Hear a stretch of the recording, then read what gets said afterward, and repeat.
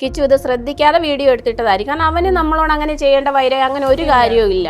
അങ്ങനെ ആയിരിക്കും എന്ന് വിചാരിച്ചിട്ടുണ്ട്. പക്ഷെ കഴിഞ്ഞ ദിവസം ഇങ്ങനെ 2-3 പേര് പറഞ്ഞ് അന്ന് ആ വീഡിയോ ഇട്ടതിൻ്റെ അന്ന് കിച്ചു 2-3 ബ്ലോഗർമാരോട് പറഞ്ഞ് ഞാനത് മനഃപൂർവ്വം ചെയ്തതാന്ന്. അന്നേരമാണ് നമുക്ക് മനസ്സിലാകുന്നത് ഇവൻ ഇങ്ങനെ ആയിരുന്നോ എന്ന് പോലും വിചാരിക്കുന്നത്.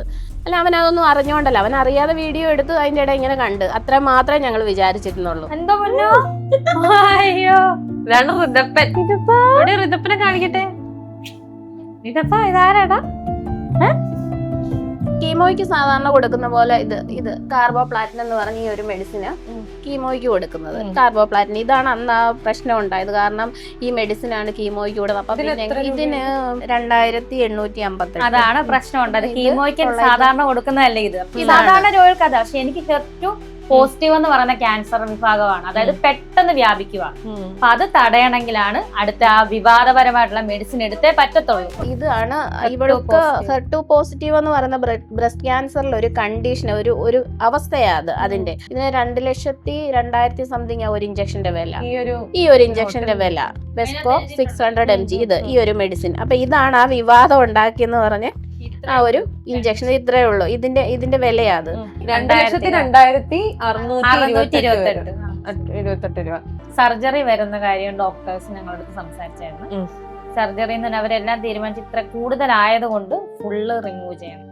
അതായത് ഒരു ബ്രസ്റ്റ് ഫുള്ളും റിമൂവ് ചെയ്തേ പറ്റത്തുള്ളൂ, സേവ് ചെയ്ത് പറ്റില്ല എന്ന്. ഇപ്പോഴത്തെ ഈ അവസ്ഥയിൽ പ്ലാസ്റ്റിക് സർജറിയും കാര്യങ്ങളൊക്കെ അവൈലബിൾ ആണ്. പുതിയത് നമുക്ക് പുനർനിർമ്മിക്കാൻ പറ്റുമോ ഇല്ലയോ എന്നൊക്കെ നമുക്ക് അതിനുശേഷം നമുക്ക് ആലോചിച്ചിട്ട്.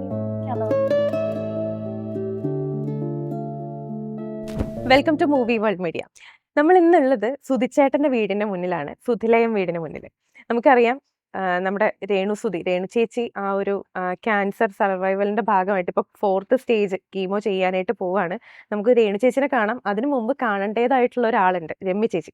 അതായത് രേണു ചേച്ചിയുടെ കൂടെ ജോലി പോലും കളഞ്ഞ് കൂടെ നിൽക്കുന്ന ചേച്ചിയാണ്, സ്വന്തം ചേച്ചിയാണ്. പക്ഷെ എന്താ പറയുക, ആരൊക്കെ ഈ ഒരു കാലത്ത് അങ്ങനെ നിൽക്കുന്നുള്ളത് എനിക്കറിയില്ല. നമുക്ക് ആദ്യം ചേച്ചിനെ കാണാം, എന്നിട്ട് ഞാൻ രേണു ചേച്ചിനെ കാണിച്ചു. രമ്യ ചേച്ചി നമസ്കാരം. കാണട്ടെ എല്ലാരും. ഇതാണ് രമ്യ ചേച്ചി. ഞാൻ നേരത്തെ പറഞ്ഞിട്ടുള്ള രേണു ചേച്ചിയുടെ കൂടെ നിന്ന് അതുപോലെ എനിക്ക് കണ്ടപ്പോഴത്തേനും ഉണ്ടല്ലോ, എനിക്ക് ഭയങ്കര സന്തോഷം തോന്നി. എനിക്കറിയാം എല്ലാവരും കൂടെ നിൽക്കുമായിരിക്കും, പക്ഷെ ഈ ഒരു സമയത്ത് ആ ജോലി പോലും കളഞ്ഞ് കൂടെ നിൽക്കുക എന്ന് പറഞ്ഞു കഴിഞ്ഞാൽ വലിയൊരു കാര്യമാണ്. ഞാൻ ഭയങ്കരമായിട്ട് പൊക്കി പറയുന്ന അങ്ങനെ ഒന്നും ആയിട്ട് കണക്കാക്കണ്ട, മനസ്സിലറിഞ്ഞു പറയുന്നതാണ്. ഇപ്പോ അതിന്റെ പേരിലാണെങ്കിൽ പോലും കുറെ കേൾക്കുന്നുണ്ട്. പക്ഷെ അതിനൊന്നും പരാതിയോ പരിഭവം ഒന്നും ഇല്ലാട്ടോ. അതിപ്പോ എന്താ പറയാ, ഇപ്പൊ എങ്ങനെയാണ് രേണു ചേച്ചിക്ക് എങ്ങനെയുണ്ട്? ഇപ്പൊ 3ാമത്തെ കീമോ കഴിഞ്ഞ് ഇപ്പൊ ഈ പ്രാവശ്യം ഒരു 12 ദിവസം കഴിഞ്ഞ ആള് എഴുന്നേറ്റത്. ഞാൻ എഴുന്നേറ്റതേ ഉള്ളൂ. ഇപ്പൊ അതൊന്നും ഓക്കെ ആയി, ഫുഡൊക്കെ കഴിച്ച് വരുമ്പോഴത്തേന് അടുത്ത കീമോയുടെ സമയമാവും 21-ാം തീയതി. അങ്ങനെ പൈസ ഒരു വലിയൊരു അതെ. അതെന്താ ചെയ്യപ്പോ? മെഡിസിന്റെ കാര്യത്തിന് ട്രീറ്റ്മെന്റ് കുറച്ച് ഇതായി. പിന്നെ ഇത്രയും ദൈവം നടത്തി, ഇനി അങ്ങനെ തന്നെ നടത്തുമെന്നുള്ള വിശ്വാസം. ഇന്ന് വരെ ദൈവം ഒന്നിനും ഒരു ബുദ്ധിമുട്ട് വരുത്തിയിട്ടില്ല. അതെ. സുധിച്ചേട്ടന്റെ ആ ഒരു ഇതും ഉണ്ടാവും. കാരണം എന്താന്ന് വെച്ചാൽ ഇപ്പൊ ഇത്രയും കുത്തുവാക്കുകൾ കേൾക്കേണ്ട വരുന്നുണ്ട്. ഇപ്പോ എന്താ പറയാ, ഒരുപാട് സൈബർ ബുള്ളിങ് ആണെങ്കിലും കേൾക്കേണ്ട വരുന്നുണ്ട്. അതുപോലെ ചേച്ചിയും കാണുന്നല്ലോ ഓരോ ദിവസം സോഷ്യൽ മീഡിയയിൽ കൂടെ. എനിക്ക് തോന്നുന്നു രേണു ചേച്ചിയും കേൾക്കുന്നുണ്ട്. അതിന്റെ കൂട്ടത്തില് പുട്ടിന്റെ പേര് എന്നാണോ കേൾക്കുന്നുണ്ട്. വീട്ടുകാരെങ്ങനെ ഇതിനെ കാണുന്നത്? അതായത് അത് നേരത്തെ തൊട്ടേ ഇങ്ങനെ കേൾക്കുന്നുണ്ട്. ആദ്യമൊക്കെ ഭയങ്കര വിഷമമായിരുന്നു ഞങ്ങൾക്ക്. പക്ഷെ ഇപ്പം നമ്മൾ അതേക്കുറിച്ചൊന്നും ചിന്തിക്കും. നമ്മൾ ഇവളുടെ ട്രീറ്റ്മെന്റ് കാര്യങ്ങൾ ആ ഒരു ഓട്ടത്തിന്റെ ഇടയിൽ, കാരണം ഓരോ ദിവസം ആഴ്ചയിൽ 1-2-3 പ്രാവശ്യം പുതിയ ടെസ്റ്റുകളുണ്ട്. അതിന്റെ റിപ്പോർട്ട് കൊണ്ട് കാണിക്കണം. അത് കഴിഞ്ഞ് അതിന്റെ റിസൾട്ട് വാങ്ങാൻ പോകണം. പിന്നെ മെഡിസിൻ ബുക്ക് ചെയ്യണം. അങ്ങനെ ഓരോ കാര്യങ്ങൾ, ഓരോ പ്രോസസ്സിങ് ഇതിന്റെ ഇടയിൽ നടന്നുകൊണ്ടിരിക്കുക. അപ്പൊ അതിന്റെ ഇടയ്ക്ക് നമുക്ക് ഇതൊന്നും മൈൻഡ് ചെയ്യാനുള്ള സമയമില്ല. വിഷമം ഉണ്ടായിരുന്നു, പക്ഷെ ഇതിന്റെ ഈ ഒരു വിഷമത്തിന്റെ ഇടയ്ക്ക് അതൊന്നും നമ്മൾ കാര്യമാക്കുന്നില്ല. പിന്നെ പറയുന്നവർക്കൊരു സുഖം കിട്ടുമെങ്കിൽ അവരങ്ങ് പറഞ്ഞോട്ടെ. നമുക്കിവിടെ നിൽക്കാം അല്ലെ. ഇപ്പൊ 10-12 ദിവസത്തേക്ക് ചേച്ചി കീമോ കഴിഞ്ഞു കഴിഞ്ഞാല് അവശയായിരിക്കും. ആ ഒരു 12 ദിവസം നിങ്ങൾ എങ്ങനെയാണ്? ചേച്ചിനെ കാണുമ്പോഴും വിഷമം വരും. അപ്പൊ ആ ഒരു അതെ, അവസ്ഥ എങ്ങനെ? നമുക്കും വിഷമമുണ്ട്. അവള് കാരണം എഴുന്നേക്കത്തില്ല, ഫുഡൊന്നും കണ്ടിന്യൂസ് വോമിറ്റിങ്, ലൂസ് മോഷൻ, പിന്നെ അങ്ങനെ ഉറക്കമില്ല, രാത്രിയിലും ഉറക്കമില്ല. പിന്നെ ഞാനും അമ്മയും ഞങ്ങള് പിന്നെ അവൾക്ക് ഈ വയ്യാഴിക വന്നേ പിന്നെ ഞങ്ങൾ ആരും അങ്ങനെ ശരിക്കും ഇവിടെ ഉറങ്ങിയിട്ടില്ല. ഞാനും അമ്മയും, അവള് എഴുന്നേറ്റിരിക്കും, കുറച്ചു നേരം അമ്മ ഇരിക്കും, അത് കഴിഞ്ഞ് ഞാൻ പോയിരിക്കും. അങ്ങനെയാണ് ഇത്രയും ദിവസം അങ്ങനെയാ. അവൾക്ക് ഉറങ്ങും, രാത്രിയിലും പകലൊന്നില്ലാതെ ഇങ്ങനെ വോമിറ്റിങ്, ബുദ്ധിമുട്ടും ക്ഷീണവും. ഒന്നാമത് ആരോഗ്യം കുറവല്ലേ, അപ്പൊ അതിൻ്റെതായ ആ ബുദ്ധിമുട്ടും കൊണ്ട് ഈ ആരോഗ്യക്കുറവ് കാരണം കീമോയുടേതായ എല്ലാ സൈഡ് എഫക്ട്സും ഉണ്ട്. അപ്പൊ അതുകൊണ്ട് ഞങ്ങൾ ആരും അങ്ങനെ ഉറങ്ങാറില്ല. ഇപ്പൊ ഇവള് എഴുന്നേക്കുന്ന കൂടെയാണ്. ഇപ്പൊ ഒരു 12 ദിവസം കഴിയുമ്പോൾ നന്നായിട്ട് ഉറങ്ങും. ആ സമയത്താണ് ഞങ്ങളും കിടക്കുന്നത്. അങ്ങനെ ഇപ്പൊ ഹോസ്പിറ്റലായിരുന്ന സമയത്തായിരുന്നു ചേച്ചി ജോലി വിട്ടത്. അത് ആ ഒരു സാഹചര്യം എന്തായിരുന്നു? അതിനകത്തേക്ക് നയിച്ചിട്ടുള്ള ഒരു കാര്യം എന്തായിരുന്നു? ആദ്യം ട്രീറ്റ്മെന്റ് എടുത്തു, കാണിച്ചു കഴിഞ്ഞപ്പോൾ രണ്ടാമത് ഡോക്ടറെ പോയി കണ്ടപ്പോഴാണ് പറഞ്ഞത് ഇങ്ങനെ കീമോ വേണം. ആദ്യം നമ്മൾ ഇതെന്താന്ന് പോലും അറിയുന്നില്ലല്ലോ, ഇവള് പറഞ്ഞിട്ടും ഇല്ല. ഈ ബയോപ്സി റിപ്പോർട്ട് വന്നു കഴിഞ്ഞപ്പോഴാണ് ഇങ്ങനെ ഉണ്ടെന്ന് അറിയുന്നത്. അത് ഡോക്ടറെ കൊണ്ട് കാണിച്ചു കഴിഞ്ഞപ്പോഴത്തേന് പറഞ്ഞു ഇതുപോലെ കീമോ, ഫസ്റ്റ് കീമോ പാർട്ട് ഒരു 6 കീമോ കഴിഞ്ഞ് സർജറി എന്ന് പറഞ്ഞു. അപ്പൊ ഈ 6 കീമോയ്ക്കും അതിൻ്റെതായ ബുദ്ധിമുട്ടുകളുണ്ട്. അപ്പോൾ നമ്മൾ നോക്കാൻ ഒരാളെ ആക്കണമെന്ന് അങ്ങനെ ആദ്യം തീരുമാനിച്ചു. പിന്നെ ഓർത്ത് ഇവർക്ക് ഇവരുടേതായ ബുദ്ധിമുട്ടുകളുണ്ട്, അസ്വസ്ഥതകളുണ്ട്, ചിലപ്പോൾ അവർക്ക് ഈ വേദനകളും ഇവരുടെ അസ്വസ്ഥതരും അവർ ചിലപ്പോൾ ദേഷ്യപ്പെടും. അതൊക്കെ വേറെ ഒരാളാണ് അത് അക്സെപ്റ്റ് ചെയ്യത്തില്ല. പിന്നെ നമുക്ക് പിന്നെ വേറെ ആരും ഇല്ല. അതുകൊണ്ട് ഞാൻ റിസൈൻ ചെയ്ത് ഞാൻ തന്നെ അങ്ങ് നോക്കാൻ തീരുമാനിച്ചു. ഇപ്പൊ ചേട്ടന്, ചേച്ചിയുടെ ഹസ്ബൻഡിന് ഓക്കെ ആയിരുന്നോ ആ ഒരു കാര്യം? കുഴപ്പമില്ലായിരുന്നു.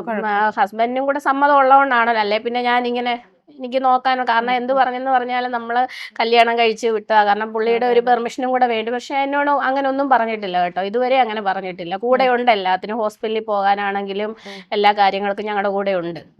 ഇപ്പം നിങ്ങളിപ്പം കംപ്ലീറ്റ്ലി ഇവിടെ തന്നെയാ, മക്കളൊക്കെ ഇപ്പൊ ഇവിടെ തന്നെയാ. കാരണം ഇതിനു മുമ്പ് ഞങ്ങൾ ഇതിന്റെ അടുത്തൊരു വീട് റെന്റിന് എടുത്തായിരുന്നു. അന്നും ഇങ്ങനെ തന്നെ, അന്നും ഞങ്ങള് ഇവിടെ തന്നെയാന്നും പറഞ്ഞായിരുന്നു ഈ ചീത്ത മൊത്തം കേട്ടോണ്ട് ഇറങ്ങി പോടി ഇവിടെ നിന്നും പറഞ്ഞപ്പോ, ഞാൻ ജോലിക്ക് പോകുമ്പോ കുഞ്ഞുങ്ങളെ ഇവിടെ, പിള്ളേർ 3 ഒരുമിച്ചാ പഠിക്കുന്നത്. അപ്പൊ അതുകൊണ്ട് ഞങ്ങൾ ഇവിടെ തന്നെയാന്നും പറഞ്ഞുള്ള ചീത്തയായിരുന്നു ഇതിന് മുൻപ് മൊത്തം. അപ്പം അതുകൊണ്ടാണ് ഇവിടുന്ന് കുറച്ചുകൂടെ ദൂരെ മാറിയ ഈ പ്രാവശ്യം ഒരു വീട് എടുത്തത്. അന്നേരം പിന്നെ ഇവക്ക് വയ്യ, അതുകൊണ്ട് ഇപ്പൊ ഇവിടെ തന്നെയാ. അവിടുന്ന് എന്നും പോയി വരാൻ പറ്റത്തില്ലല്ലോ, അതുകൊണ്ട് ഇപ്പൊ ഇവിടെ തന്നെയാ. അതാ നമ്മള് സോഷ്യൽ മീഡിയയിൽ ഇങ്ങനെ കാണുമ്പോഴേക്കും നമ്മൾ അതിനകത്ത് കാണുന്നത് സുധിച്ചേട്ടന്റെ ചെലവിലാണ് ജീവിക്കുന്നത് എന്നുള്ളൊരു, അതായത് എന്തിന്റെ ബേസിലാണ് പറയുന്നത് എനിക്കും അതറിയത്തില്ല. കാരണം ഞാനും ഇപ്പൊ ഈ രേണുവിന്റെ ട്രീറ്റ്മെന്റ് സ്റ്റാർട്ട് ചെയ്ത് അതുവരെ ഞാൻ ജോലിക്ക് പോകുന്നുണ്ടായിരുന്നു, ഹസ്ബൻഡും ജോലിക്ക് പോകുന്നുണ്ടായിരുന്നു. പിന്നെ എന്താ അങ്ങനെ എനിക്കും അറിയത്തില്ലാത്തത്. ഞാൻ അന്നും പറയും, സഹോദരങ്ങൾ അവരങ്ങോട്ടും ഇങ്ങോട്ടും എന്തെങ്കിലും കൊടുക്കും വാങ്ങും, അതൊക്കെ ഒരു ബാധ്യതയായിട്ടൊക്കെ കാണുന്ന ആൾക്കാരായിരിക്കും ഇങ്ങനെ പറഞ്ഞുകൊണ്ടിരിക്കുന്നത്. അവര് നമ്മൾ എന്തൊക്കെ പറഞ്ഞെന്ന് പറഞ്ഞാൽ അവരിങ്ങനെ പറഞ്ഞുകൊണ്ടേ ഇരിക്കത്തുള്ളൂ. അതിന് നമുക്കൊന്നും ചെയ്യാൻ പറ്റത്തില്ല. പിന്നെ നമുക്കൊരു കടമയുണ്ട്, നമ്മുടെ സഹോദരങ്ങളെ അല്ലെ മാതാപിതാക്കളെ നോക്കാന്നുള്ള ഒരു കർത്തവ്യം നമ്മളെ ദൈവം ഏൽപ്പിച്ചിട്ടുണ്ട്. നമ്മളെ അവര് നോക്കുമെന്നുള്ളതല്ല, നമ്മളത് നല്ല വൃത്തിക്ക് ചെയ്ത് തീർക്കുക. അത് എന്നെ കൊണ്ട് ചെയ്യാൻ പറ്റുന്ന പോലെ ഞാൻ ചെയ്യുന്നുണ്ട്. ഇപ്പൊ ചേച്ചി രേണു ചേച്ചിയുടെ അടുത്ത് ഇത് ചോദിച്ചു കഴിഞ്ഞാൽ ചേച്ചി ചിലപ്പോ ഇമോഷണൽ ആയിരിക്കും. കിച്ചു വിളിക്കാത്തതിൽ, അല്ലെ കിച്ചുവിന്റെ കാര്യത്തില് ഒരു സഹോദരി എന്ന നിലയിൽ ചേച്ചി അമ്മേനെ പോലെ സ്നേഹിച്ച, അമ്മ തന്നെയായിട്ട് സ്നേഹിച്ചിട്ട് ഉള്ള ഒരാളാണ്. അപ്പൊ ആ ഒരു കാര്യത്തില് രമ്യ ചേച്ചിക്ക് എന്താ പറയാനുള്ളത്? ഞങ്ങള് അമ്മയെ പോലെ അമ്മ തന്നെയായിരുന്നു. അങ്ങനെ അവനെ അന്ന് സുധിച്ചേട്ടൻ അവനെ കൂട്ടിക്കൊണ്ട് വന്നപ്പോ തൊട്ട് ഇപ്പോഴും അങ്ങനെ തന്നെയാ കാണുന്നത്. പിന്നെ അവൻ എന്തുകൊണ്ടാ ഇങ്ങനെ, അതൊക്കെ ഓരോരുത്തരല്ലേ പേഴ്സണൽ, അതിന്റെ പിന്നിൽ എന്താണ് അത് അവനറിയാം. എന്താന്ന് നമുക്കിപ്പോഴും അത് മനസ്സിലാകുന്നില്ല. കാരണം ഒരു കുഴപ്പവും ഇല്ലാതെ വിളിക്കും, ഇവിടെ വരും, സംസാരിക്കും, എല്ലാം ചെയ്യുമായിരുന്നു. പിന്നെ എന്താ പെട്ടെന്നൊരു മാറ്റമൊന്നും അവള് പറഞ്ഞ പോലെ തന്നെ എനിക്കറിയത്തില്ല, അതിൽ എന്താന്ന് ഉള്ളത് എനിക്കറിയത്തില്ല. പക്ഷെ ബുദ്ധിമുട്ടുണ്ടായിരുന്നു ആദ്യമൊക്കെ. നമ്മള് ഈ മക്കളെ 4 പേരെ ഒന്നിച്ചായിരുന്നു അന്നും കണ്ടുകൊണ്ടിരുന്നത്. പെട്ടെന്ന് ഇവനിങ്ങനെ വന്ന് മാറിപ്പോയപ്പോ പിന്നെ അതിന്റെ പുറകിൽ ആരൊക്കെ ഉണ്ടെങ്കിൽ അവർ പിന്നീട് എപ്പോഴെങ്കിലും അത്രേ ഉള്ളൂ. ഇപ്പൊ കിച്ചു വരുന്നത് തന്നെ വീഡിയോ എടുക്കാനാണ്, അല്ലെങ്കിൽ വ്ലോഗ് എടുക്കാനാണ്. എന്താ പറയാ, കട്ടിലിന്റെ അടിയിൽ ഒരു അവാർഡിന്റെ ഇത് കിടക്കുന്നു. അപ്പം നിങ്ങക്ക് മനഃപൂർവ്വം ഒരു പണി തരാൻ വേണ്ടി ചെയ്ത പോലെ കണക്ക് ഫീൽ ചെയ്യുന്നുണ്ടോ? ഞങ്ങള് അന്ന് ഒരിക്കലും ഞങ്ങൾ അങ്ങനെ വിചാരിച്ചു, കാരണം അവൻ അങ്ങനെ ചെയ്യത്തില്ല. കാരണം നമ്മളോട് അതുപോലെ നിൽക്കുന്ന ഒരു കുഞ്ഞായിരുന്നു. അന്ന് ഇവനിങ്ങനെ ഇത് വന്ന് ഇട്ടപ്പോഴും, അപ്പൊ ഈ പിള്ളേര് കുഞ്ഞാ, അത് മഴ സീസൺ ആയിരുന്നു അന്ന്. അപ്പൊ ഈ കുഞ്ഞുങ്ങൾ ഇവിടെ വെക്കാൻ ഷെൽഫും കാര്യങ്ങളും ഒന്നും ഇല്ലായിരുന്നു ഈ വീട്ടിൽ. അന്നേരം ഈ പിള്ളേര് വീട്ടിൽ അതെല്ലാം കൂടെ എടുത്ത് നിരത്തി ഇടുക എന്തോ ചെയ്ത് അന്നേരമായിരുന്നു കിച്ചു വന്നപ്പം അത് കഴിഞ്ഞാണ് ഈ വീഡിയോ വരുന്നത്. നമുക്ക് പറഞ്ഞപ്പോൾ ഞാൻ അന്നേരം കിച്ചുവിന് ഞാൻ ഓർത്ത എന്നാ ഇവൻ ശ്രദ്ധിച്ച് കാണത്തില്ല, ഇവ ശ്രദ്ധിക്കാതെ കഴിഞ്ഞ ദിവസം വരെ ഞാൻ അങ്ങനെ വിചാരിച്ചുകൊണ്ടിരുന്നത് കിച്ചു ഇത് ശ്രദ്ധിക്കാതെ വീഡിയോ എടുത്തിട്ടതായിരിക്കും. കാരണം അവന് നമ്മളോട് അങ്ങനെ ചെയ്യേണ്ട വൈരം അങ്ങനെ ഒരു കാര്യവും ഇല്ല, അങ്ങനെ ആയിരിക്കും എന്ന് വിചാരിച്ചിട്ടുണ്ട്. പക്ഷെ കഴിഞ്ഞ ദിവസം ഇങ്ങനെ 2-3 പേര് പറഞ്ഞ് അന്ന് ആ വീഡിയോ ഇട്ടതിൻ്റെ അന്ന് കിച്ചു 2-3 ബ്ലോഗർമാരോട് പറഞ്ഞ് ഞാനത് മനഃപൂർവ്വം ചെയ്തതാന്ന്. അന്നേരമാണ് നമുക്ക് മനസ്സിലാകുന്നത് ഇവൻ ഇങ്ങനെ ആയിരുന്നോന്നും പോലും വിചാരിക്കുന്നത്. അല്ല അവൻ അതൊന്നും അറിഞ്ഞോണ്ടല്ല, അവൻ അറിയാതെ വീഡിയോ എടുത്ത് അതിൻ്റെ ഇടയിൽ ഇങ്ങനെ കണ്ട്, അത്ര മാത്രമേ ഞങ്ങൾ വിചാരിച്ചിരുന്നുള്ളൂ. പെട്ടെന്നൊരു തിരിച്ചില് വരാൻ വേണ്ടിയിട്ടുള്ള ഒരു കാരണം എന്താണെന്ന് ചേച്ചിക്ക് ഫീൽ ചെയ്യണേ? അതായത് ഇവര് തമ്മിൽ പേഴ്സണലി വലിയ ഗ്രഡ്ജോ കാര്യങ്ങളോ ഇല്ല, അല്ല ഒരു വിരോധോ കാര്യങ്ങളോ ഒന്നും ഇല്ല. പിന്നെ പെട്ടെന്ന് ഇങ്ങനെ ഒരു സംഭവം പെട്ടെന്ന് വരുമ്പോഴേക്കും ഒന്നാമത്തെ കാര്യം നിങ്ങൾക്ക് അത് എന്താന്ന് മനസ്സിലാവില്ല, പക്ഷെ ഏകദേശം ഒരു ധാരണ ഉണ്ടാവുമല്ലോ എന്തായിരിക്കാം. ഒരുപാട് പേര് ഇപ്പൊ രേണുവിനെ ഉൾപ്പെടെ ഒരുപാട് പേരെ മാനസികമായിട്ടും ഒക്കെ ബുദ്ധിമുട്ടിപ്പിച്ചുകൊണ്ടിരുന്ന ഒരു വ്ളോഗറുണ്ട്, ഒരു സ്ത്രീയാണ് അവര്. അപ്പൊ പേര് പറയാൻ ആഗ്രഹിക്കുന്നില്ല, കാരണം പറയേണ്ട കാര്യമില്ല. ഇനി ഇത് പറഞ്ഞെന്നും പറഞ്ഞ് അവരിനി എന്തൊക്കെ പറയുമെന്നുള്ളത് അത്. അപ്പം അന്ന് അവരൊരു ദിവസം ഇങ്ങനെ കിച്ചുവിന്റെ അടുത്ത് ചെന്ന് അന്ന് അവരൊരു വീഡിയോ ഫോട്ടോ ഏതോ ഇട്ടായിരുന്നു, കാണുന്നവര് കാണട്ടെ കുരു പൊട്ടട്ടെന്നും പറഞ്ഞ് അതിനെ അവനെ കൺവിൻസ് ചെയ്തായിരിക്കും, ചിലപ്പോൾ നമുക്കറിയത്തില്ലല്ലോ ഇതിനകത്ത് എന്താ സംഭവിച്ചെന്ന്. അതിൽ പിന്നെയാണ് ഇങ്ങനെ ഒരു പ്രശ്നം ഉണ്ടാകുന്നത്. അപ്പൊ തന്നെ അറിയാവില്ല അതിന്റെ പുറകിൽ ആരാന്നുള്ളത്. അല്ല ഞാൻ എപ്പോഴും എനിക്ക് രേണു ചേച്ചിനെ കാണുന്നുണ്ട്, അതുകൊണ്ട് ഞാൻ ഇവിടെ തിരക്ക് പിടിക്കുന്നത്. ഓക്കെ, ഇപ്പം നമ്മൾ ഇതൊക്കെ കാണുമ്പോഴേക്കും നമ്മൾക്ക് തോന്നും എന്താ ഇത്, ആ ഒരു ചേച്ചിക്ക് എന്താണ് ഇവിടെ, ഇപ്പൊ പോലീസുകാർക്ക് എന്താ ഈ വീട്ടിൽ കാര്യം എന്ന് പറയുന്നത് പോലെ എന്തിനാണ് അത് ചെയ്യുന്നത് എന്നുള്ളത് ഓഫ്കോഴ്സ് നമ്മുടെ എല്ലാവരുടെയും മനസ്സിലുണ്ടാവും. അല്ലെങ്കിൽ ഇത് കാണുന്ന ആൾക്കാർക്കൊക്കെ തോന്നും ഇവരെന്തിനാണ് ഇങ്ങനെ ചെയ്യുന്നത്, കണ്ടന്റ് ഓക്കെ, റീച്ച് ഓക്കെ, പൈസ ഓക്കെ, പക്ഷെ ഒരാളെ ക്രൂശിക്കുന്നതിനും ഒരു ലിമിറ്റ് ഇല്ലേ എന്നുള്ള രീതിയിൽ നിങ്ങൾ ചിന്തിക്കാറുണ്ട്? കാരണം എനിക്ക് തോന്നുന്നു ഒരുപാട് ഈ ഒരു കാര്യത്തിൽ ഈ വ്ളോഗേഴ്സിന്റെ കുത്തുവാക്കുകളും ഈ ഒരു സൈബർ ബുള്ളിങ്ങും ഏറ്റവും കൂടുതൽ ക്രൂശിക്കപ്പെട്ടത് രേണുവാ. എനിക്ക് അങ്ങനെ ഒന്ന് ആ കൂടെ ഒന്നും അറിയാതിരിക്കുന്ന ഞങ്ങളുടെ പേരൻസ്, ഞാന്, കുഞ്ഞുങ്ങൾ പോലും ഒന്നും അറിയത്തില്ല, നിഷ്കളങ്കരായ കുഞ്ഞുങ്ങൾ പോലും അതില് ബാധിക്കപ്പെട്ടുകൊണ്ടിരിക്കുന്നുണ്ട്. അപ്പൊ അവർക്ക് കാശും റീച്ചും ആയിരിക്കും, അത് തന്നെയാ കാരണം, അല്ലാതെ വേറൊന്നും ആയിരിക്കത്തില്ലല്ലോ. ഇപ്പൊ അച്ഛനും അമ്മയും ഇവിടെ ഉണ്ട്, അച്ഛനും അമ്മയും സമാധാനമായിട്ട് ഇവിടെ ഇരിക്കട്ടെ എന്ന് വിചാരിച്ചിട്ടാണ്. ഇപ്പൊ എന്താ പറയാ, അവര് വിഷമം ഉണ്ടാവുമല്ലേ, നല്ല വിഷമം എല്ലാവർക്കും ഉണ്ട്, വിഷമം എപ്പോഴും ഉണ്ട്. നമുക്ക് രേണു ചേച്ചി കിടക്കുകയാണ്? കിടക്കുക. രേണു ചേച്ചിക്ക് അറിയാം കേട്ടോ നമ്മള് വരുന്നത്, അറിയാൻ പറഞ്ഞിട്ടുണ്ട്. ചേച്ചി കിടക്കുവാണോ? ഞങ്ങൾ കുറച്ചുനേരമായി വന്നിട്ട്, പുറത്ത് കുറച്ചുനേരമായി ഇരിക്കുന്നു. ചേച്ചി ഇപ്പൊ എങ്ങനെയുണ്ട്? ഇപ്പൊ തേർഡ് കീമോ കഴിഞ്ഞിട്ട് എഴുന്നേറ്റതേ ഉള്ളു 2 ദിവസം മുന്നേ. ഛർദിലായിരുന്നു, ഛർദിലും ക്ഷീണം. അപ്പം രമ്യ ചേച്ചി അതിനെ കുറിച്ച് പറഞ്ഞുകൊണ്ടിരിക്കുകയായിരുന്നു. ചേച്ചി കുറച്ച് ദിവസം ഭയങ്കര പാടായിരിക്കും, ചേച്ചി ഫുഡൊന്നും കഴിക്കില്ല. ഇപ്പൊ ഞാനും നല്ല കീമോ എടുത്തവരെല്ലാം ഇങ്ങനെയാണ്, ഈ ഒരു അവസ്ഥയാണ്. അതാണ് ക്യാൻസറിനെ എത്രമേൽ എല്ലാരും ഭയക്കുന്നത്. അപ്പം മെഡിസിൻ ഒക്കെ കറക്റ്റ് ആയിട്ട് കഴിക്കുന്നുണ്ട്. മടിയൊന്നും കാണിക്കാറുണ്ട്? മടിയൊന്നുമില്ല, ഇപ്പം മടിയൊന്നുമില്ല. ആദ്യമൊക്കെ ടാബ്ലറ്റ് കഴിക്കാൻ മടിയായിരുന്നു, പക്ഷെ വയ്യാഴി വന്നേ പിന്നെ മടിയൊന്നുമില്ല, കഴിക്കുന്നുണ്ട്. ഇപ്പൊ ചേച്ചിയാണല്ലോ ഇതൊക്കെ കുറെ കാണുന്നതൊക്കെ, അപ്പൊ നിങ്ങൾ അങ്ങോട്ടും ഇങ്ങോട്ടും എന്താ പറയാ, സങ്കടം പറച്ചിൽ എന്തായാലും ഉണ്ടാകും, കരച്ചിലും ഉണ്ടാകും, പക്ഷെ അങ്ങോട്ടും ഇങ്ങോട്ടും ഇങ്ങനെ എന്താ പറയാ പിടിച്ചു നിർത്തി അപ്പുറത്ത് മാറിയിരുന്ന് കരയുന്ന ആ ഒരു സീനാണ് ഇപ്പോഴും ഓടിക്കൊണ്ടിരിക്കുന്നത്. ഉണ്ട്. ഛർദിക്കുമ്പോ ആരുണ്ടേലും വിളിക്കും, ഞാൻ വിളിക്കും. ഞാനിപ്പോ കൊറേ പ്രാവശ്യം ഇത് വിളി കേട്ടിട്ടുണ്ടായിരുന്നു. എന്നാൽ കുളിപ്പിച്ചു കൊടുക്കുന്നതൊക്കെ ചേച്ചിയാണ്. എന്താ പറയാ, ഇത് ഇങ്ങനത്തെ ഒരു അവസ്ഥ വരും അല്ലെങ്കിൽ ഇങ്ങനെയൊന്നും ചെയ്യേണ്ടി വരുന്നത് നമ്മള് സ്വപ്നത്തിൽ വിചാരിച്ചില്ല. പക്ഷെ ഇപ്പൊ ഇതൊക്കെ ചെയ്യേണ്ടി വരുമ്പോഴേക്കും ഉള്ളിലൊരു ഇനി എങ്ങനെയായിരിക്കും എന്നുള്ളൊരു പേടി ഉള്ളിലുണ്ട്. ഉണ്ടായിരുന്നു, പക്ഷെ ഇപ്പൊ ഒരു വിശ്വാസമുണ്ട് ഈ ഇതും കൂടെ കഴിഞ്ഞിട്ടേ, സർജറിയും കൂടെ കഴിഞ്ഞിട്ട് ഓക്കെ ആവുന്നൊരു ഓക്കെ ആവും. ഇപ്പൊ മോന്റെ റിയാക്ഷൻ എങ്ങനെയുണ്ട്? അവന് ഇത് എന്നാന്നൊന്നും അറിയത്തില്ല, പക്ഷെ എന്തോ വയ്യെന്നുള്ളത് അവനറിയാം, നല്ല ബുദ്ധിമുട്ടാണെന്നും അറിയാം. ചോദിക്കും അമ്മ എന്നാ നമ്മൾ ഇനി എവിടെ പോകുന്നേ, ടൂറ് പോകുന്ന എന്നാ, ഡിസംബർ ആകുമ്പോ അമ്മ എഴുന്നേക്കും, അങ്ങനെയൊക്കെ വന്ന് ചോദിക്കും. മുടി പോയ സങ്കടമായിരുന്നു മുടി പോയപ്പോ. എന്താ ചേച്ചിയുടെ അടുത്തൊന്ന് ചോദിക്കും? എന്നോടും ചോദിക്കും. ഇവളോട് അങ്ങനെ അധികം ഒന്നും ചോദിക്കത്തില്ല, അവനറിയാം ഇവിടെ വന്ന് അമ്മയ്ക്ക് വിഷമാവെന്നും പറഞ്ഞ് വന്ന് ഞങ്ങളോട് ചോദിക്കും. എന്താ ചോദിക്കാൻ? അമ്മയ്ക്ക് എപ്പോഴാ മുടി വരുന്നെന്ന് ചോദിക്കും. ഈ മുടി പോയ കാര്യം ഇതാണെന്നുള്ളത് നമുക്ക് കുട്ടീനോട് പറയാൻ കൊടുക്കാൻ പറ്റില്ലല്ലോ. ഇല്ല അപ്പൊ ഇല്ല എന്താ പറയാ അപ്പൊ? വരും മോനെ പെട്ടെന്ന് വരും എന്ന് പറയും. ഇപ്പം രേണു ചേച്ചിയുടെ ആ ഒരു കാര്യം പറഞ്ഞിട്ട് തന്നെ സോഷ്യൽ മീഡിയയിൽ ഒരുപാട് രമ്യ ചേച്ചിയും കേൾക്കാറുണ്ട്. അപ്പോ ഇപ്പൊ ബില്ലിന്റെ കാര്യം പറഞ്ഞിട്ടാണെന്നുണ്ടെങ്കിലും അത് 2020 ബില്ല് കാണിച്ചു പറ്റിച്ചു എന്നൊക്കെ പറയുന്നുണ്ട്. അത് ഇപ്പം നമ്മൾ ഈ പറയുന്നവരുടെ മനസ്സിലുള്ള അതുപോലത്തെ അത്രയും കുരുട്ടുബുദ്ധി ഒന്നും നമ്മൾ ചിന്തിക്കുന്നില്ലല്ലോ.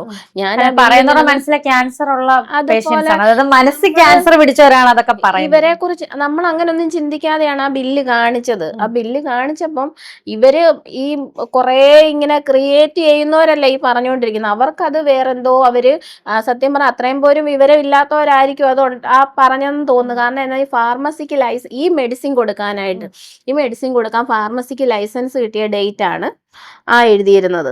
അപ്പം രേണു മെഡിസിൻ മേടിച്ച ഡേറ്റും രേണുവിന്റെ പേരും ബില്ല് ഇഷ്യൂ ചെയ്ത ഡേറ്റും എല്ലാം റൈറ്റ് സൈഡിൽ തന്നെ കിടപ്പുണ്ട്. ലെഫ്റ്റ് സൈഡിൽ മേളിൽ കിടക്കുന്ന ഫാർമസിക്ക് ഈ ഒരു മെഡിസിൻ അവർക്ക് കൊടുക്കാൻ ലൈസൻസ് കിട്ടിയ ഡേറ്റാ. അത് അവിടുന്ന് ഈ ഒരു ഇഞ്ചക്ഷൻ ആരൊക്കെ മേടിക്കുന്നവർക്കെല്ലാം ആ ഒരു നമ്പർ കിടപ്പുണ്ട്. ആ നമ്പരാണ് ഈ പറഞ്ഞത്. അതെന്തൊക്കെയാ ഞങ്ങളുടെ പപ്പായുടെ പണ്ടത്തെ മെഡിസിൻ പേര് മാറ്റി രേണുവിന്റെ ആക്കിയതാന്ന് വരെ പറഞ്ഞു. ഇതൊക്കെ ആളുകൾ ഇങ്ങനെയൊക്കെ പറയുമ്പോഴത്തേനേ വളച്ചൊടിച്ചാണ് പറയുന്നത്. പക്ഷെ കരുതികൂട്ടി പറയുന്ന പോലെ ഫീൽ ചെയ്തിട്ടുണ്ട്. അതായത് ഇത് ടാർഗറ്റഡ് ആണ്. അതെ. കാരണം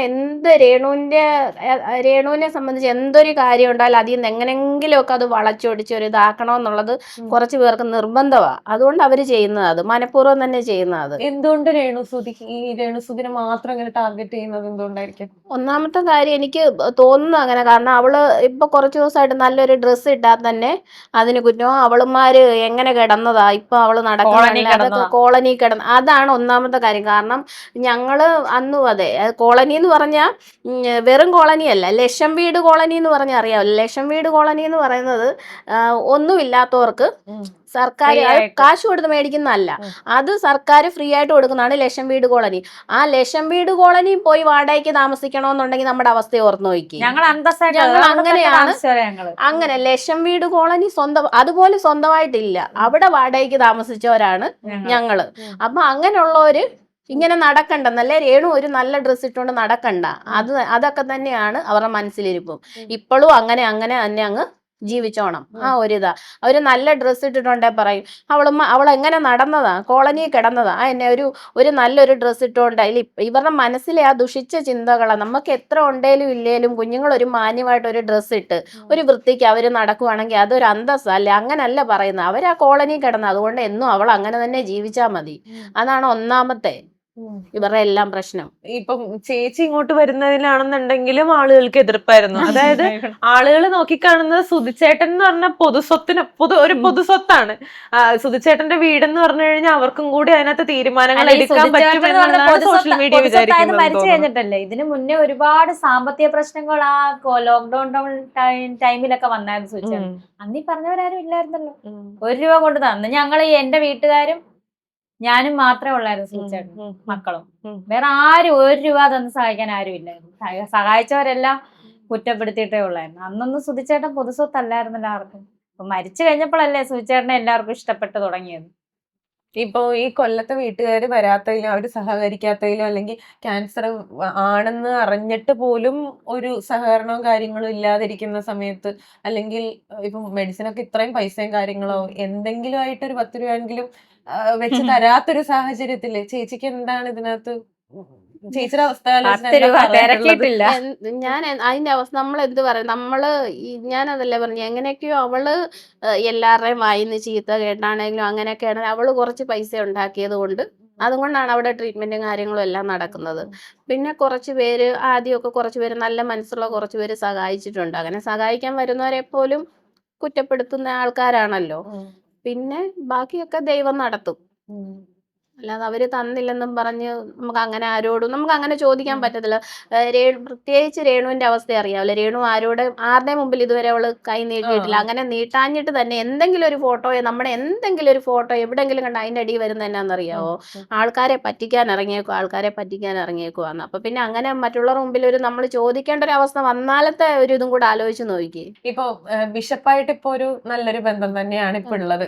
അദ്ദേഹത്തിന്റെ പ്രാർത്ഥനയും കൂടെ ഉണ്ടെന്ന് വിശ്വസിക്കുന്നു. വിശ്വസിക്കുന്നുണ്ട്. കാരണം എന്തൊക്കെ പറഞ്ഞെന്ന് പറഞ്ഞാല് അന്നും ഇവള് പറഞ്ഞ പോലെ ഇപ്പൊ നേരിട്ട് രേണുവും ബിഷപ്പും തമ്മിൽ ഒരു വാഗ്വാദങ്ങളൊന്നും അങ്ങോട്ടും ഇങ്ങോട്ടും പറഞ്ഞിട്ടില്ല. ഈ സോഷ്യൽ മീഡിയയിൽ കൂടെ എന്തൊക്കെയോ അങ്ങോട്ടും ഇങ്ങോട്ടും. പക്ഷെ എന്തൊക്കെ പറഞ്ഞെന്ന് പറഞ്ഞാലും രേണുവിന് വയ്യ ഇവിടെ കിടന്ന് ആദ്യം ഓടി വന്നത് ബിഷപ്പ് തന്നെയാണ്. അദ്ദേഹം വരുകയും ഇവിടെ ഇപ്പൊ വീട്ടിൽ പോയേക്കുവാന്ന് തോന്നുന്നു എന്തോ ആവശ്യമായിട്ട്. ഇവിടെ ഉള്ളപ്പോ എല്ലാ ദിവസവും മിക്ക ദിവസങ്ങളിലും വൈകുന്നേരം വന്ന് അവൾക്ക് വേണ്ടി പ്രാർത്ഥിക്കും. അവളെ ചേർത്ത് നിർത്തുന്നുണ്ട്, ഞങ്ങളെ പ്രാർത്ഥനയെ ചേർത്ത് നിർത്തുന്നുണ്ട്. അത് തന്നെയല്ലേ വലിയ കാര്യം. സോഷ്യൽ മീഡിയയിലാണ് ഇങ്ങനെ ആളിക്കത്തിച്ച് ഓരോ കാര്യങ്ങൾ പറയുന്നത്. ശരിക്കും പറഞ്ഞാൽ സോഷ്യൽ മീഡിയയിൽ കാണുന്നതല്ല സത്യം എന്നുള്ളത് നമുക്ക് എങ്ങനെയാ പറഞ്ഞു മനസ്സിലാക്കി കൊടുക്കാൻ പറ്റുക ആളുകളോട്? അതെ അത് പറഞ്ഞു മനസ്സിലാക്കി കൊടുക്കാൻ ഭയങ്കര ആദ്യമൊക്കെ ഭയങ്കര വിഷമമായിരുന്നു ഇങ്ങനെ പറയാം. പിന്നെ ഓർന്ന് നമുക്ക് എത്ര പേരോട് നമുക്ക് പറയാൻ പറ്റും, എത്ര പേരോട് നമ്മളെ കൊണ്ട് എത്ര പേരോട് പറഞ്ഞ് മനസ്സിലാക്കാൻ പറ്റും. അതുകൊണ്ട് പിന്നെ അതങ്ങ് വിട്ടു. പറയുന്നവര് പറഞ്ഞോട്ട് ഇപ്പോഴും പറയുന്നവര് പറഞ്ഞോട്ട് നമുക്കറിയാം, നമുക്കൊരു സത്യമുണ്ട്, അത് നമ്മുടെ വീട്ടുകാർക്ക് അറിയാം. അതിനേക്കാൾ എല്ലാത്തിലും ഉപരി ദൈവത്തിന് അറിയാം. അത് മതി. ഈ കിച്ചു കാണാൻ വരാത്തതില് ഞാൻ ചേച്ചിയോട് ചോദിക്കുന്നില്ല, ചേച്ചിക്ക് സങ്കടം ഉണ്ടെന്നുള്ളത് തോന്നുന്നുണ്ടോ? മീൻസ് ഇപ്പോഴത്തെ ഒരു സാഹചര്യത്തിൽ ഇപ്പൊ സങ്കടം വിചാരിച്ചിട്ട് കാര്യമില്ല. ഇല്ല, വിചാരിച്ചിട്ട് കാര്യമില്ല. ഉണ്ടാകാതിരിക്കത്തില്ല. കാരണം നമ്മള് ഒന്നും കണ്ടിട്ടോ ഒന്നിനും വേണ്ടിയല്ല, നമ്മള് ആത്മാർത്ഥമായിട്ട് തന്നെ നമ്മുടെ മക്കളെ പോലെ ചേർത്ത് നിർത്തിയതാ. കാരണം അന്ന് അത് പറയാൻ കാരണം, ഒന്നും കണ്ടിട്ടില്ലെന്ന് പറയാൻ കാരണം, അന്ന് 11 വയസ്സുള്ള ഒരു കുട്ടിയാണ്. അത് 18 വയസ്സ് വരെ വിദ്യാഭ്യാസം ഉള്ള സമയത്താണ് ഞങ്ങൾ ചേർത്ത് പിടിച്ചത്. ഇന്ന് അവൻ ബിസിനസ്സായി. ഇപ്പൊ ചേർത്ത് പിടിക്കുന്നവരുടെ ഉദ്ദേശം ഞാൻ എന്തോ മുന്നോ അയ്യോ ഇതാണ് ഋതപ്പൻ. ഇവിടെ ഋതപ്പനെ കാണിക്കട്ടെ. ഋതപ്പ ഇതാരാടാ? ഋതപ്പ കുഞ്ഞാണോ? ഫുഡ് കഴിച്ചോടാ? കഴിച്ച് എന്താ കഴിച്ചേ? എന്താ കഴിച്ചേ? വാ ഇവിടെ ഇരുന്നോ, ഇവിടെ ഇരുന്നോ, ഇവിടെ ഇരുന്നോ. വിളിക്കണല്ലേ? എക്സാം ഒക്കെ ഇല്ലേ? കഴിഞ്ഞോ? കഴിഞ്ഞ ഋതപ്പ കഴിഞ്ഞോ? നന്നായിട്ട് എഴുതിയോ? നേരെ നോക്കി പറ, ഉറക്കെ പറ. നന്നായിട്ട് എഴുതിയോ? Full mark? ഫുൾ മാർക്ക് പറഞ്ഞേ. Full mark. ഫുൾ മാർക്ക് ഞങ്ങള് മേടിക്കും അല്ലേ? ഫുൾ മാർക്ക് മേടിക്കും. എന്നിട്ട് എല്ലാരെയും കൊണ്ടൊന്ന് പേപ്പറൊക്കെ കൊണ്ട് കാണിച്ചു കൊടുക്കണം കേട്ടോ. എനിക്ക് അയച്ചു തരോ പേപ്പർ കിട്ടി കഴിയുമ്പോ? ഓക്കേ.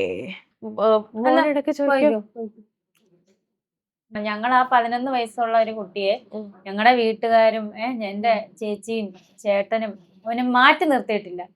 അന്ന് തൊട്ട് 18 വയസ്സ് 19 വയസ്സോളം ഞങ്ങൾ നോക്കി ഒന്നും കണ്ടിട്ടല്ല.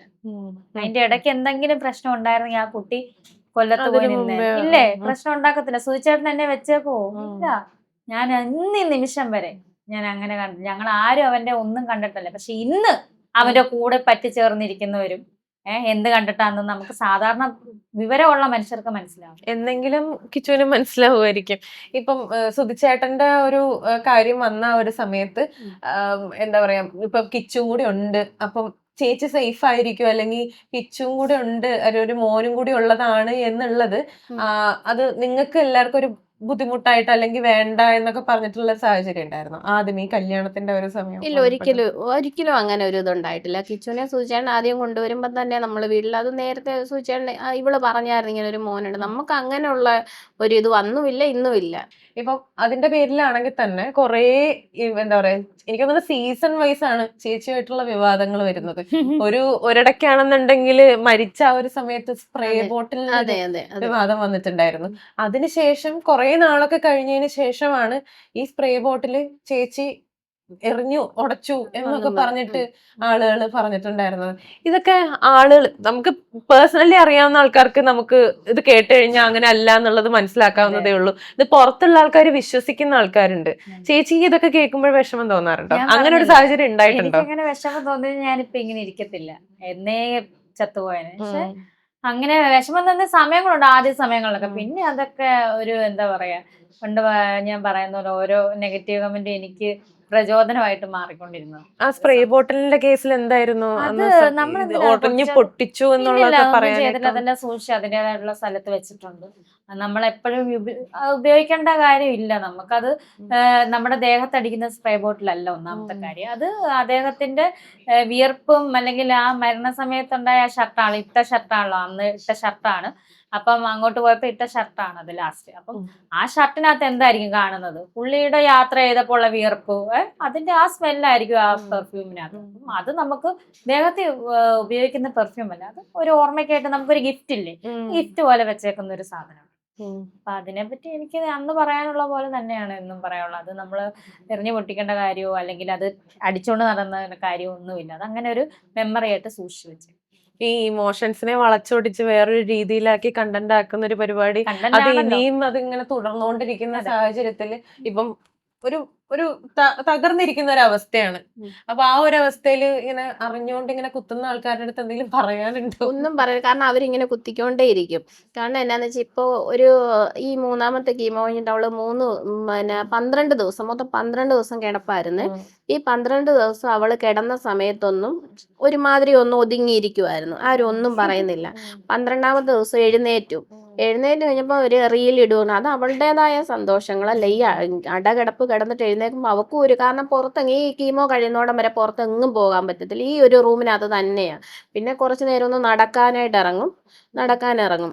ഈ ഇവിടെ എല്ലാം കുറെ പുല്ലുള്ള സ്ഥലങ്ങളാണ് നടക്കാൻ. അപ്പം അന്ന് എഴുന്നേറ്റ് കഴിഞ്ഞൊരു റീലിട്ട് അന്ന് കുറെ പേര് റിയാക്ഷൻ ചെയ്തിട്ടുണ്ട്. അന്ന് അത്രയും ദിവസം ഒന്നും മിണ്ടാതിരിക്കുമായിരുന്നു. അപ്പൊ ഇവിടെ എഴുന്നേക്കുന്ന കാണുമ്പോൾ പിന്നെ അതുകൊണ്ട് അവരോടൊന്നും പറയാനില്ല. കാരണം എന്തൊക്കെ വന്നെന്ന് പറഞ്ഞാൽ അവർ ഈ ചെയ്യുന്ന പ്രവൃത്തി അവരിങ്ങനെ കണ്ടിന്യൂ ചെയ്തോണ്ടേയിരിക്കും. അല്ല, അവരങ്ങനെ ചെയ്താൽ മാത്രമാണ് ചേച്ചി എന്താ പറയാ തിരിച്ചു വരണം എന്നുള്ളൊരു തോന്നൽ. അത് എനിക്ക് തോന്നുന്നത് അത് നല്ലത് തന്നെ. അങ്ങനെ തുടർന്നാലാണ് ചേച്ചിക്ക് വരാനുള്ളൊരു ഊർജ്ജം ഉണ്ടാവുള്ളൂ. അതെ. ഇപ്പൊ കീമോ ചെയ്തോണ്ടിരിക്കുകയാണ്. ഇപ്പൊ കീമോയ്ക്ക് എന്തൊക്കെ മരുന്നുകളാണ് ഇപ്പൊ കൊടുത്തോണ്ടിരിക്കുന്നത്? അവക്ക് കീമോയ്ക്ക് സാധാരണ കൊടുക്കുന്ന പോലെ ഇത് കാർബോപ്ലാറ്റിൻ എന്ന് പറഞ്ഞ ഈ ഒരു മെഡിസിന് കീമോയ്ക്ക് കൊടുക്കുന്നത്. കാർബോപ്ലാറ്റിൻ ഇതാണ് അന്ന് ആ പ്രശ്നം ഉണ്ടായത്. കാരണം ഈ മെഡിസിൻ ആണ് കീമോയ്ക്ക് കൊടുക്കുന്നത്. അപ്പൊ പിന്നെ ഇതിന്റെ വില 2858. അതാണ് പ്രശ്നം ഉണ്ടായത്. കീമോയ്ക്ക് സാധാരണ കൊടുക്കുന്നതല്ലേ ഇത്. സാധാരണ രോഗികൾക്ക് അതാ. പക്ഷെ എനിക്ക് HER2 പോസിറ്റീവ് എന്ന് പറയുന്ന ക്യാൻസർ വിഭാഗമാണ്, അതായത് പെട്ടെന്ന് വ്യാപിക്കുകയാണ്. അപ്പൊ അത് തടയണമെങ്കിലാണ് അടുത്ത ആ വിവാദപരമായിട്ടുള്ള മെഡിസിൻ എടുത്തേ പറ്റത്തുള്ളൂ. കീമോയ്ക്ക് കൊടുക്കുന്ന ഈ മെഡിസിൻ അത് ശരിയാ, ഈ കാർബോപ്ലാറ്റിൻ ഈ ഒരു മെഡിസിനാ കൂടെ അതിനധികം വിലയില്ല. പിന്നെ ഇതാണ് ഇവൾക്ക് HER2 പോസിറ്റീവ് എന്ന് പറയുന്ന ബ്രസ്റ്റ് ക്യാൻസറിൽ ഒരു കണ്ടീഷൻ, ഒരു അവസ്ഥയാ അത് അതിന്റെ. അപ്പൊ അതിന് ഈ ഒരു മെഡിസിൻ അതിന്റെ ഒരു ആന്റിബോഡിയാ ഈ ഇഞ്ചക്ഷൻ അതിനു വേണ്ടി കൊടുക്കുന്നത്. അപ്പം ഇത് അഫോർഡബിൾ ആയിട്ടുള്ളവർക്ക് മാത്രം മേടിച്ചാൽ മതി, അങ്ങനെയാണ്. കാരണം ഇത് ആരെയും നിർബന്ധിക്കുന്നതല്ല, കാരണം ഇത്രയും കോസ്റ്റ്ലി ആയതുകൊണ്ട്. ഇതിന് 2,02,000 സംതിങ് ഒരു ഇഞ്ചക്ഷന്റെ വില. ഈ ഒരു ഇഞ്ചക്ഷന്റെ വില വെസ്കോ 600 mg ഈ ഒരു മെഡിസിൻ. അപ്പൊ ഇതാണ് ആ വിവാദം ഉണ്ടാക്കിയെന്ന് പറഞ്ഞ് ആ ഒരു ഇഞ്ചക്ഷൻ ഇത്രയേ ഉള്ളൂ. ഇതിന്റെ വിലയാ അത്. ഇതാണ് മരുന്ന്, വിവാദം ഉണ്ടാക്കിയ മരുന്ന്. ഇതിന്റെ ബില്ലും കാര്യങ്ങളൊക്കെ കണ്ടിട്ടാണ് അവര് വളച്ചൊടിച്ച് കാര്യങ്ങളൊക്കെ വേറൊരു രീതിയിൽ തന്നെ ആക്കി കളഞ്ഞു. അതെ. ഇത് ബില്ല് ഇതാ ബില്ല് കാണിക്കുന്നത് കണ്ടിട്ട് വേറൊന്നും ആളുകാര് വിചാരിക്കരുത്. കാരണം ഡോക്ടറിന്റെ പേരുണ്ട്, അങ്ങനെ കുറച്ച് ഡീറ്റെയിൽസും കാര്യങ്ങളും ഉണ്ട്. കോൺഫിഡൻഷ്യൽ ആയതുകൊണ്ട് മാത്രം കാണിക്കാത്തതാണ്. ഇതേക്കുറിച്ച് അറിയേണ്ടവർ അവിടെ തിരക്കി ചെന്ന് അവര് കൺഫേം ചെയ്തിട്ടുണ്ട് ഇത് സംഭവം ഇത് തന്നെയാണെന്നുള്ളത്. അതുകൊണ്ടാണ് മിണ്ടാതിരിക്കുന്നത്.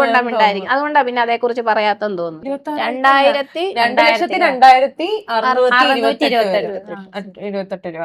ഇതിപ്പം ഇനി ഇത് കാണിച്ചു എന്ന് പറഞ്ഞിട്ട് ഇനി വേറൊരു രീതിയിലേക്ക് ദയവ് ചെയ്ത് ആൾക്കാർ കൊണ്ടുവരരുതെന്ന് മാത്രമേ എനിക്ക് പറയാനുള്ളൂ. കാരണം ഇത് കാണുമ്പോ നമുക്ക് ഏകദേശം ധാരണയുണ്ട് എന്താണെന്നുള്ളത്. പക്ഷെ സോഷ്യൽ മീഡിയയിൽ കൂടെ വരുമ്പോ വേറൊരു കളറിലാണ് ഇത് വരുന്നത്. ഇത് അച്ഛനും അമ്മയ്ക്കൊക്കെ ഏത് രീതിയിലാണ് അവർ ഇത് എടുക്കുന്നത്? കാരണം അവർക്ക് സോഷ്യൽ മീഡിയ എന്താണെന്ന് പോലും അറിയില്ലാത്ത ആൾക്കാരാണ്. അവർക്ക് എന്താ പറയാ ഇതിനെക്കുറിച്ച് വലിയ ധാരണ ഉണ്ടാവില്ല.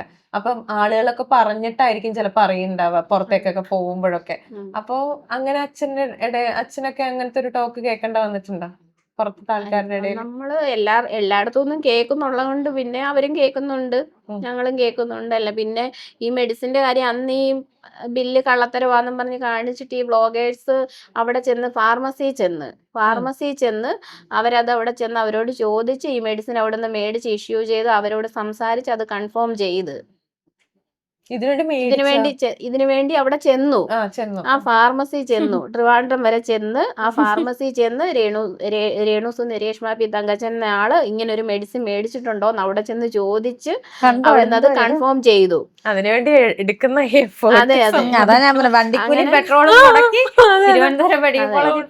അതുകൊണ്ടായിരിക്കും പിന്നെ ഇതേക്കുറിച്ച് കൂടുതലൊന്നും പറയാതെ, എന്നാലും വീണ്ടും പറയുന്നുണ്ട് ഇത് പറഞ്ഞ് പാവപ്പെട്ട ക്യാൻസർ പേഷ്യൻസിനെ പേടിപ്പിച്ചെന്ന് പിന്നെയും പറയുന്നുണ്ട്. പക്ഷെ ഇത് ആരെയും പേടിപ്പിച്ചതല്ല, ഇത് അഫോർഡബിൾ ആയിട്ടുള്ളവർക്ക് മാത്രം ഇത് വാങ്ങിച്ചാൽ മതി, ആരും ഇത് കമ്പൽ ചെയ്യുന്നില്ല. നമ്മളെ കൊണ്ട് ഇതൊരു ലൈഫ് സേവിങ് മെഡിസിനാ, ഇത് നമ്മളെ കൊണ്ട് പറ്റുമെന്നുള്ളവർ മാത്രം വാങ്ങിച്ചാൽ മതി, ആരും നിർബന്ധിക്കത്തില്ല. പിന്നെ നമുക്ക് ഒരു വിശ്വാസം നമ്മളെ കൊണ്ട് അത് മേടിക്കാൻ പറ്റുമെന്നൊരു പിന്നെ ഇത് പറയുമ്പോൾ വേറൊരു കാര്യം കൂടെ അതിന്റെ അടുത്ത് സാധാരണ ബ്രസ്റ്റ് ക്യാൻസറിന് ഇത് കൊടുക്കുന്നതല്ല. കാരണം അത് ഹെർട്ട് പോസിറ്റീവ് അല്ല അവർക്ക്. സാധാരണ ബ്രസ്റ്റ് ക്യാൻസർ ട്യൂമർ വന്ന് ഇത്ര സ്റ്റേജിൽ അത് കീമോ സാധാരണ പോലെ ആ കീമോ എടുക്കുക, അതിനുശേഷം സർജറി എങ്കിൽ സർജറി, ഒന്നെങ്കിൽ മാമക്ടമി അല്ലെങ്കിൽ മറ്റേ പകുതി കളഞ്ഞ് അങ്ങനെ ചെയ്യുക. അപ്പൊ ആ സർജറി ചെയ്തവർക്ക് ബ്രസ്റ്റ് ക്യാൻസർ. പക്ഷെ ഇത് അങ്ങനെയല്ല, അതിനാണ് ഈ മരുന്ന് കൊടുക്കുന്നത്. ഇത് ഹെർട്ട് പോസിറ്റീവ് ആയതുകൊണ്ട് പെട്ടെന്നുള്ള വ്യാപനം, ക്യാൻസറിന് അമിത വേഗത്തിലാണ് ഇതിന്റെ വളർച്ച, പെട്ടെന്ന് വ്യാപിക്കും, പിന്നെ മരണമല്ലേ ഉള്ളൂ. അപ്പം അത് തടയാൻ വേണ്ടിയിട്ട് ലൈഫ് സേവിങ് മെഡിസിൻ ആയിട്ടാണ് ഈ സാധനം ഈ കീമോയുടെ കൂട്ടത്തിൽ ഇത് തരുന്നത്. അതാണ് മനസ്സിലാക്കേണ്ടത്. ഇപ്പൊ ചേച്ചി ഇപ്പൊ ഇതിന്റെ ഇടയ്ക്ക് പറഞ്ഞത് അതും വേറെ രീതിയിൽ എടുക്കാൻ ചാൻസ് ഉണ്ട്. കാരണം ഇത് മേടിക്കാനായിട്ട് പറ്റുന്ന ആൾക്കാർ മാത്രം മേടിച്ചാൽ മതി എന്നുകൊണ്ടിട്ട് മേടിക്കാനുള്ള ഒരു അഫോർഡ് ചെയ്യാനായിട്ടുള്ള ഒരു പാകത്തിനല്ല ഇപ്പൊ ഇരിക്കുന്നത് എന്നുള്ളതും കൂടെ. അതല്ല, ഇതിനേക്കാളും ഒത്തിരി കേട്ടിട്ടുണ്ടല്ലോ. ഇപ്പൊ നമ്മൾ എന്തൊക്കെ കേട്ടെന്ന് പറഞ്ഞാൽ എന്ത് പറഞ്ഞെന്ന് പറഞ്ഞാലും ഇവക്ക് ഈ ട്രീറ്റ്മെന്റ് കംപ്ലീറ്റ് ചെയ്യും, അത് ചെയ്യാൻ പറ്റുമെന്നുള്ളത് കൊണ്ടാണ് നമ്മൾ ഇത് വാങ്ങിച്ചോളാം എന്നുള്ള ഉറപ്പ് പറഞ്ഞത്. പിന്നെ പറയുന്നവർ ഇതല്ലല്ലോ, ഇതിനേക്കാളും അപ്പുറം ചിലപ്പോ ഇത് കഴിയുമ്പോ പറയും. സർജറി വരുന്ന കാര്യം ഡോക്ടേഴ്സ് ഞങ്ങളുടെ അടുത്ത് സംസാരിച്ചായിരുന്നു. സർജറി എന്ന് പറഞ്ഞാൽ അവരെല്ലാം തീരുമാനിച്ച് ഇത്ര കൂടുതലായത് കൊണ്ട് ഫുള്ള് റിമൂവ് ചെയ്യണം. അതായത് ഒരു ബ്രസ്റ്റ് ഫുള്ളും റിമൂവ് ചെയ്തേ പറ്റത്തുള്ളൂ, സേവ് ചെയ്ത് പറ്റില്ല എന്ന് ആദ്യം നമുക്ക് അങ്ങനെയാണ് അവർ പറഞ്ഞത്. പക്ഷെ ഫുള്ള് റിമൂവ് ചെയ്യണം. അപ്പം എൻ്റെ അടുത്ത് പറഞ്ഞു, നിങ്ങളൊരു ആർട്ടിസ്റ്റ് ആണ്, ഇപ്പം 34 വയസ്സ് ഉള്ളൂ, അതുകൊണ്ട് ഇത് മനസ്സിലാക്കുക. ഞാൻ പറഞ്ഞു ശരി മനസ്സിലാക്കും. ഇപ്പോഴത്തെ ഈ അവസ്ഥയിൽ പ്ലാസ്റ്റിക് സർജറിയും കാര്യങ്ങളും ഒക്കെ അവൈലബിൾ ആണ്. നമുക്ക് എത്രത്തോളം ഈ ഇത് പുതിയത് നമുക്ക് പുനർനിർമ്മിക്കാൻ പറ്റുമോ ഇല്ലയോ എന്നൊക്കെ നമുക്ക് അതിനുശേഷം നമുക്ക് ആലോചിച്ചിട്ട് തീരുമാനിക്കാം. അതായത് ഒരു ബ്രസ്റ്റിനേ ഉള്ളൂ ദൈവവാഹിതിന് ഇപ്പുറത്തോട്ട് വന്നിട്ടില്ല. ആ റൈറ്റ് സൈഡിലെ ബ്രസ്റ്റ് ഫുള്ളും കളയണം. ആദ്യം അങ്ങനല്ല പറഞ്ഞത്, പിന്നീട് അത് അതിന്റെ ഇതായത് കൊണ്ട് അങ്ങനെയാണ് ഇപ്പൊ അതാണ് തീരുമാനിച്ചേക്കുന്നത്. എന്തെങ്കിലും ഒരു മാറ്റം വരാനുള്ള എന്തെങ്കിലും ഒരു ചാൻസ് ഉണ്ടോ അതിനകത്ത്? പ്ലാസ്റ്റിക് സർജനുമായിട്ട് സംസാരിക്കാന്ന് പറഞ്ഞു. കാരണം റിമൂവ് ചെയ്യണോന്ന്, കാരണം അത് ഫസ്റ്റ് തുടക്കത്തിലേ ആയിരുന്നെങ്കിൽ ഒരു കുഴപ്പമില്ലായിരുന്നു. പക്ഷെ ഇതിപ്പോ അവളുടെ സ്റ്റേജ് 3rd C ആയി, 3rd കഴിഞ്ഞ്, അതുകൊണ്ട് പിന്നെ അത് ഫുള്ള് റിമൂവ് ചെയ്യണമെന്നാ. ഇപ്പൊ നേരത്തെ കണ്ടുപിടിച്ചിരുന്നെങ്കിൽ എന്നുള്ളൊരു ഇത് വന്നില്ലേ? ഡോക്ടർ പറഞ്ഞായിരുന്നു. അപ്പൊ എനിക്ക് പറയാനുള്ള ഇത്രയേ ഉള്ളൂ, എന്തെങ്കിലും നമ്മള് സ്ത്രീകളായിട്ടുള്ള ആൾക്കാർക്ക് എന്തെങ്കിലും ഒരു ചെറിയ അവിടെ എന്തെങ്കിലും ഒരു തടിപ്പോ ഒന്നും നമ്മൾ മാനക്കേടോ നാണക്കേടോ ഓർക്കരുത്. വേദന ഇല്ലാത്തതാണ് ഇത് സൂക്ഷിക്കേണ്ടത്. വേദനയുള്ളതോ വേദന ഇല്ലാത്തതോ എന്തെങ്കിലും ഒരു തടിപ്പ് അവിടെ ശ്രദ്ധയപ്പെട്ട അന്നേരം ഒന്നും നോക്കണ്ട, രോഗനിർണയം നടത്താൻ ഡോക്ടറെ കാണുക. അതായത് മുള്ളു കൊണ്ടെടുക്കാനുള്ളത് തൂമ്പ കൊണ്ടെടുത്ത അവസ്ഥയായിരിക്കും എൻ്റെ, സൂചി കൊണ്ടെടുക്കാനുള്ളത് തൂമ്പ കൊണ്ടെടുത്ത അവസ്ഥ. അപ്പൊ എന്റെ അവസ്ഥ ആർക്കും വരരുത്, അതാണ് എന്റെ ലൈഫിലൂടെ എനിക്ക് പറയാൻ പറ്റുന്നത്. ഇനിയിപ്പൊ കീമോ ചെയ്യാൻ പോവാണ് 21-ാം തീയതി. ഇനിയിപ്പൊ ചേച്ചിക്ക് എന്താ പറയുക, ടെൻഷൻ കൂടുന്ന ഒരു ടൈം, പേടിയുണ്ടാവും ഒരു സമയത്ത്. പക്ഷെ എങ്ങനെയാണ് പ്രതികരിക്കുന്നത് അറിയത്തില്ല ഈ മരുന്ന്, അതാണ് ടെൻഷൻ. നമുക്ക് ഓരോ കീമോ കഴിയുമ്പോഴും ഈ കഴിഞ്ഞ ആദ്യത്തെ കീമോയ്ക്കെന്ന് പറഞ്ഞാൽ ഇവക്ക് കീമോ കഴിഞ്ഞ് വീട്ടിൽ വന്ന്, അപ്പം നമുക്ക് ഇതേക്കുറിച്ച് വലുത്, കാരണം ഞാനും നേഴ്സാ, എന്നാലും അറിയാവുന്ന പറഞ്ഞാൽ നമ്മുടെ വീട്ടിൽ ഒരാൾക്ക് ഇങ്ങനെ വരുമ്പോഴേ നമുക്ക് ആദ്യം ഇവക്ക് കീമോ കഴിഞ്ഞ് വീട്ടിൽ വന്ന് കുഴപ്പമില്ലായിരുന്നു. 5ാമത്തെ ദിവസം തൊട്ടാ ഇങ്ങനെ ബുദ്ധിമുട്ടുണ്ടായത്. അത് കഴിഞ്ഞ് പിന്നെ 2ാമത്തെ കീമോ, അന്ന് ഇതുപോലെ 10-12 ദിവസം അന്ന് ആദ്യമൊക്കെ 2 പ്രാവശ്യം ICUലായിരുന്നു. ICUല് കൗണ്ട് കുറഞ്ഞ്, അതൊക്കെ ഈ കീമോയുടെ ആഫ്റ്റർ എഫക്റ്റ് ആയിട്ട് ഉണ്ടാകുന്ന കൗണ്ട് കുറഞ്ഞ് അങ്ങനെ വോമിറ്റിങ്, അങ്ങനെ 2 പ്രാവശ്യം ICUലായിരുന്നു. അത് കഴിഞ്ഞ് വന്നിട്ട് പിന്നെ 2ാമത്തെ കീമോയ്ക്ക് വന്നപ്പോൾ കീമോ കഴിഞ്ഞ് വന്ന് പിറ്റേ ദിവസം തൊട്ട് ഇതുപോലെ വോമിറ്റിങ് തുടങ്ങി. 3ാമത്തെ കീമോ വന്നപ്പം കീമോ കഴിഞ്ഞ് 5ാമത്തെ ദിവസമാ വീണ്ടും ഇങ്ങനെ. അങ്ങനെ ഇനി അടുത്ത എന്തായിരിക്കും ഒരു ഇപ്പൊ 21-ാം തീയതി എന്ന് പറയുമ്പോ എനിക്കും ഇപ്പൊ ടെൻഷൻ ആവുന്നു ചേച്ചി പറഞ്ഞിട്ട്. കാരണം എന്താന്ന് വെച്ചാൽ എങ്ങനെയായിരിക്കും ഇപ്പൊ ചേച്ചി തന്നെ പറഞ്ഞു മരുന്ന് കൊണ്ട് എങ്ങനെയായിരിക്കും റിയാക്ട് ചെയ്യാന്ന് അറിയില്ലാന്ന്. പോയി വരൂ. എന്തായാലും നമ്മളെല്ലാരും കോണ്ടാക്ട് ചെയ്യും. എനിക്കറിയാം കുറെ കോൾസ് ഒക്കെ വരുമ്പോ ജസ്റ്റ് മെസ്സേജ് ആണെങ്കിലും ഒന്ന് റിപ്ലൈ തന്നാ മതി. എല്ലാവരുടെയും പ്രാർത്ഥന ഉണ്ടാവും. വരാൻ പറ്റുകയാണെങ്കിൽ എന്തായാലും ഉണ്ടാവും ഞാൻ.